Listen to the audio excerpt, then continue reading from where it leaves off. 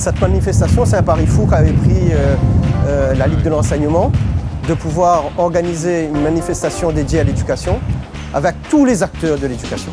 Je trouve ce salon particulièrement bien parce que ça nous aide pour le futur, pour trouver notre orientation. Il est très bien, il est bien organisé. Il y a tous les stands pour tous les métiers et c'est super quoi. Ça m'ouvre beaucoup je trouve qu'il y a beaucoup de choses à voir et tout, que ça m'éclaircit en fait au niveau des idées plus tard.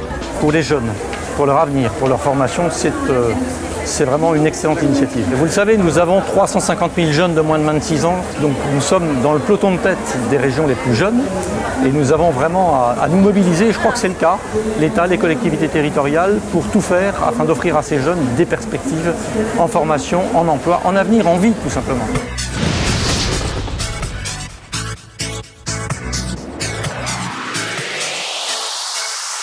Ici, vous vous trouvez au stand du lycée hôtelier.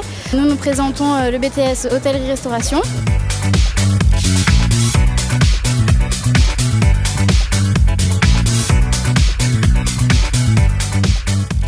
Ici, ça débouche sur le métier d'attaché de presse, d'assistant de direction dans la communication.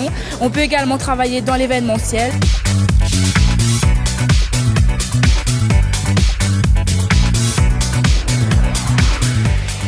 Chiffrer un bâtiment.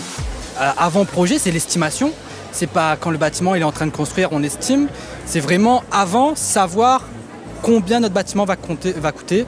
Est-ce qu'on va rentrer dans les frais ?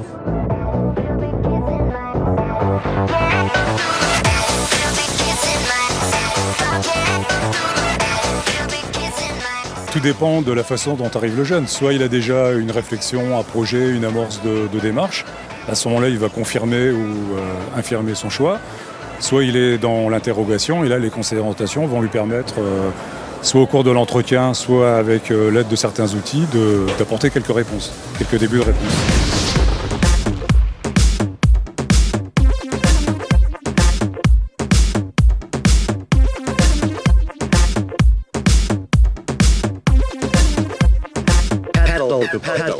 Comment ils reçoivent cette information? Est-ce que ça les intéresse? Est-ce qu'ils sont motivés? Est-ce qu'il y en a une grosse influence? En fait, quand ils viennent avec le document, ils sont intéressés à faire leur montage.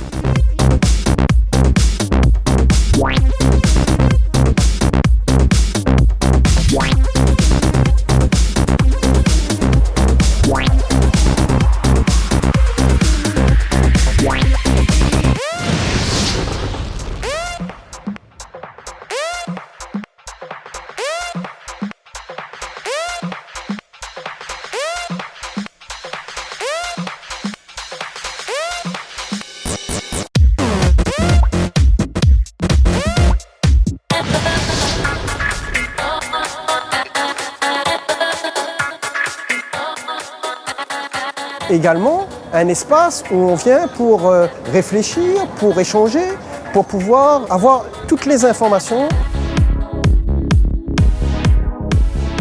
Merci beaucoup, bonjour. Donner le goût d'abord, donner le goût aux tout petits de communiquer, d'entrer en relation avec l'autre, de donner le goût de la conversation. Ce concept de la communication, il est vraiment au cœur du programme, il est vraiment fondamental. C'est pour cela qu'il concerne les professionnels de la petite enfance, mais aussi l'ensemble des acteurs sociaux et de la santé. Depuis le temps, nous t'es, ici nous, nous là, nous. Ce qui est important, c'est que la Ligue positionne à lui sur le fait que le créole n'a sa place dans notre éducation, que le créole n'est pas un handicap, mais il est porteur de richesse. Depuis 3 ans, le Fonds Maïf pour l'éducation lance au niveau national et dans les départements d'outre-mer un appel à candidature qui est ouvert aux associations et sur des thèmes, tout ce qui touche à l'éducation pour tous. Ce matin, il s'agissait d'une remise de prix pour la région Réunion.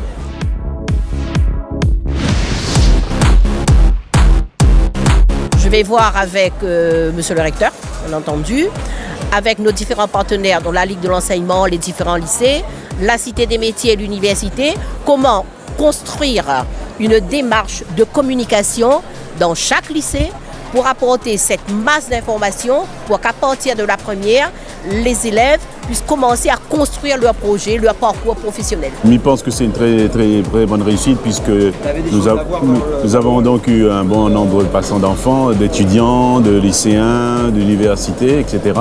L'année prochaine, sur une durée plus longue, je pense que c'est intéressant, voire même le samedi où certains doutaient de la présence du public et on constate ce matin qu'il y a eu du monde. Et moi, je souhaite absolument qu'il y ait une journée ouverte à un moment férié pour que les parents soient présents. Je crois que l'éducation, c'est d'abord l'affaire des parents. Et que les parents viennent, c'est important.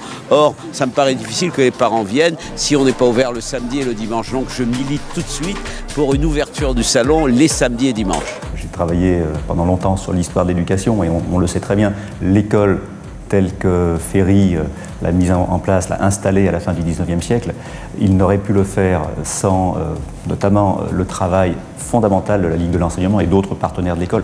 Alors l'histoire montre que les relations ont été parfois étroites, parfois un peu plus distendues.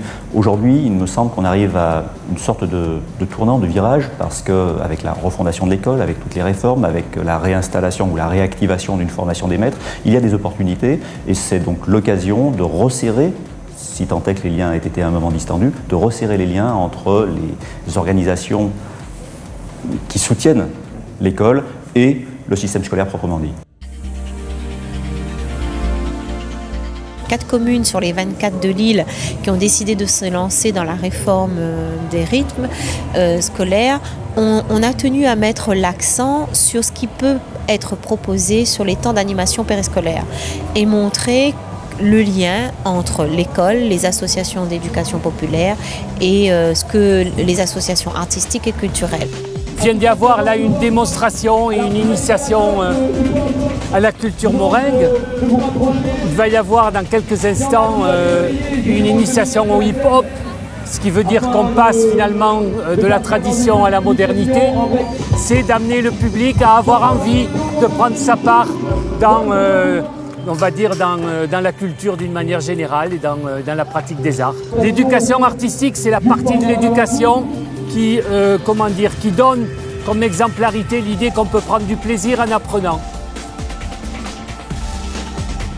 Il faut souligner le bon partenariat qu'il y a entre la Ligue de l'enseignement au niveau national, qui a un salon européen de l'éducation qui fête cette année la 15e édition. Si le salon aujourd'hui est une belle réussite, on le doit beaucoup en partie à l'appui du Centre confédéral parce qu'on a pu bénéficier de l'expérience de 10 années du Salon européen de l'éducation. Donc c'est un événement qui apparaît comme à la fois serein, extrêmement bien organisé, avec énormément de ressources.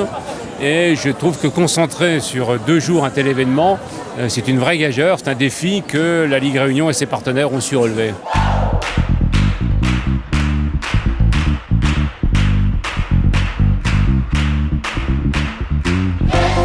All right.